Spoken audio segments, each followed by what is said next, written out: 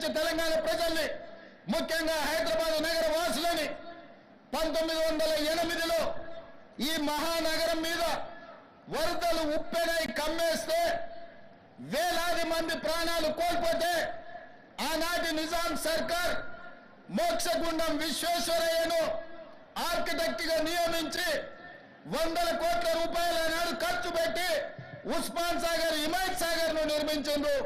అనంతగిరి కొండల నుంచి వచ్చే వరదల్ని నిలువరించిన నీళ్లను ఈ మహానగరానికి తాగునీటి వసతులుగా ఏర్పాటు చేసింది. ఒకనాడు ఎక్కడి నుంచి హైదరాబాద్ నగరానికి తాగునీళ్లు వచ్చేది కాదు. ఉస్మాన్ సాగర్, హిమాయత్ సాగర్ నుంచే లక్షలాది మంది హైదరాబాద్ బిడ్డలకు తాగడానికి నీళ్లు ఇచ్చారు. హైదరాబాద్ దాహార్తిని ఇచ్చిన ప్రాజెక్టులు గండిపేట, హిమాయత్ సాగర్.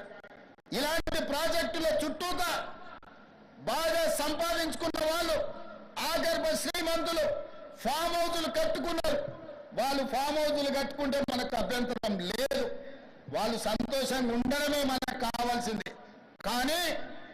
కానీ ఆ ఫామ్ హౌజులలో ఉన్న డ్రైనేజ్ కనెక్షన్ లేదు.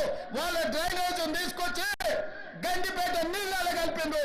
వాళ్ళు వాడిన డ్రైనేజ్ నీళ్లు గండిపేట నీళ్ళలో కలిస్తే ఆ నీళ్లు తాగడానికి నగరానికి ఇస్తున్నాం. నేను అడుగుతున్న మిత్రులారా, ఇవాళ మీరు చెప్పండి, ఎవరో బలిసినోడు కట్టుకున్న ఫామ్ హౌస్ డ్రైనేజ్ నీళ్లు గండిపేట తాగే నీళ్ళలో కలుస్తుంటే ఆ నీళ్ళని నగర ప్రజలకు తాగడానికి ఇస్తే ముఖ్యమంత్రిగా నేను వైఫల్యం చెందినట్టు కాదా? ఒక్కసారి ఆలోచన చెయ్యండి. భవిష్యత్ తరాలకు అందించాల్సిన బాధ్యత చెరువులు, కుంటలు, నాలాలను ఎవరెవరో ఆక్రమించుకుంటే వాళ్ళ ఆక్రమణలో చెరబడితే ఇవాళ నగరం మీద ఉప్పెనై వరదలు వస్తున్నాయి.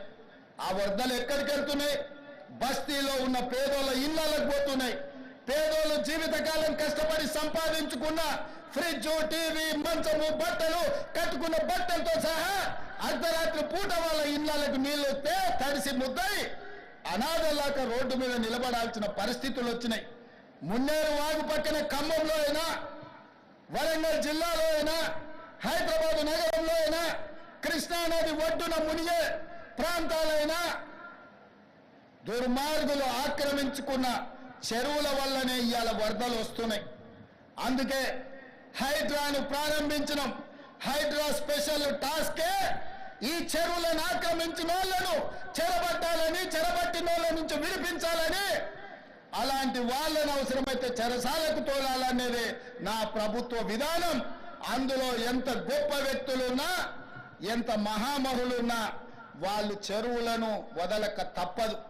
అందుకే ఈ వేదిక మీద నుంచి గొప్ప వ్యక్తులకు నేను విజ్ఞప్తి చేస్తున్నా, అయ్యా, ఆక్రమించుకున్న చెరువులను మీరే వదలండి, గౌరవంగా పక్కకు తప్పుకోండి, నీటిపారుదల శాఖకు అప్పగించండి, మీకేం కావాలనో పోయి దూరంగా కట్టుకోండి.